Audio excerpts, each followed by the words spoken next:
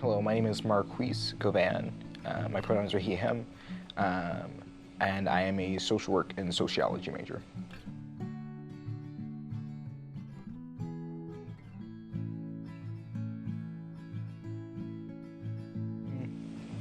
I try to make my very being a center of purpose in galvanizing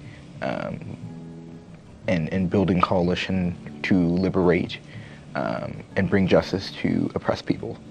And so most of what I do,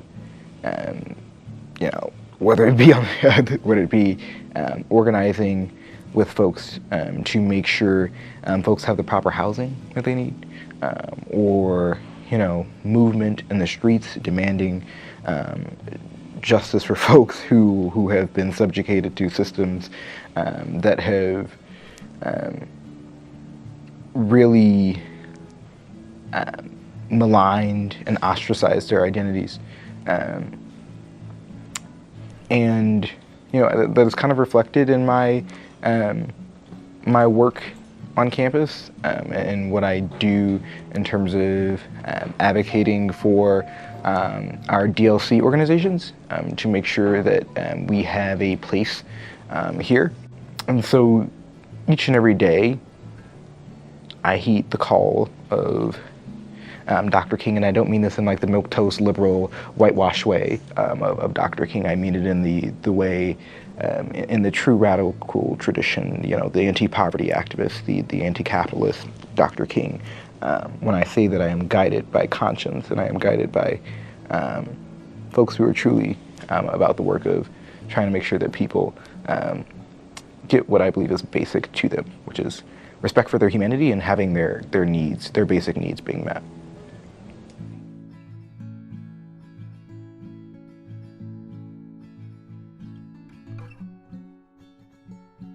There's one pinnacle moment in like my journey growing up. When I was 11, the entire St. Louis region was disrupted by the death of Michael Brown Jr. And that's where the moniker, or where Black Lives Matter was developed, was out of that movement, right?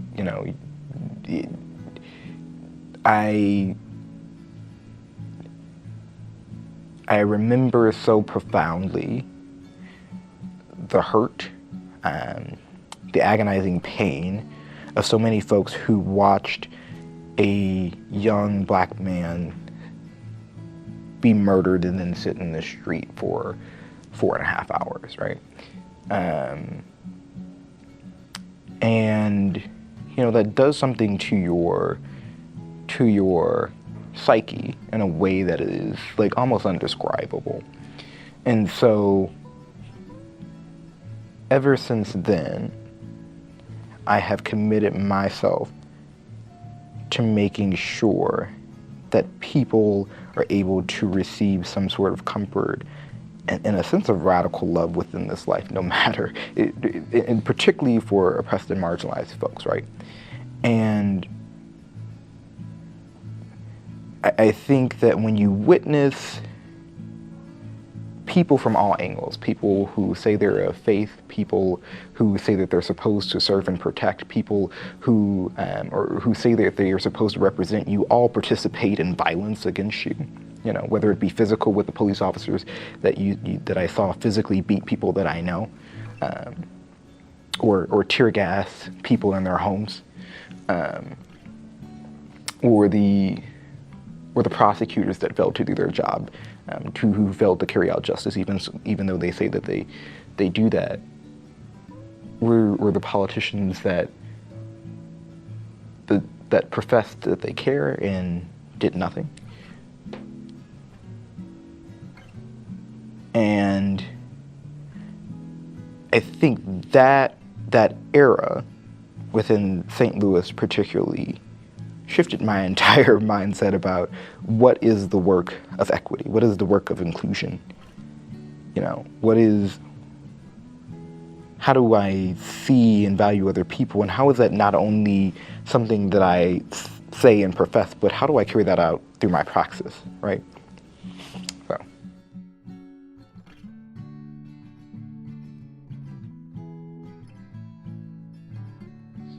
Question everything. I think, we live within constructs and systems, and we often allow that to confine us, when it's like the very essence of whatever we are allowing to confine us was constructed by somebody probably who didn't have you in mind, right? Whether that because of your age, your gender, et cetera, question everything. The one thing lacking when it comes to diversity, equity, and inclusion, one thing lacking when it comes to how the way people view society is a level of critical consciousness that needs to seriously be elevated, right? Like, we need to, it is so easy to accept things. It is so easy to not learn systems and learn the people around you, honestly. We've become so isolated in a sense which, I believe is also rooted in oppression. But question everything. There is always good to be done by someone saying and examining systems, examining the people around them, examining the things around them, and saying, how can this be better? What can we do to be more imaginative and more innovative about what exists before us?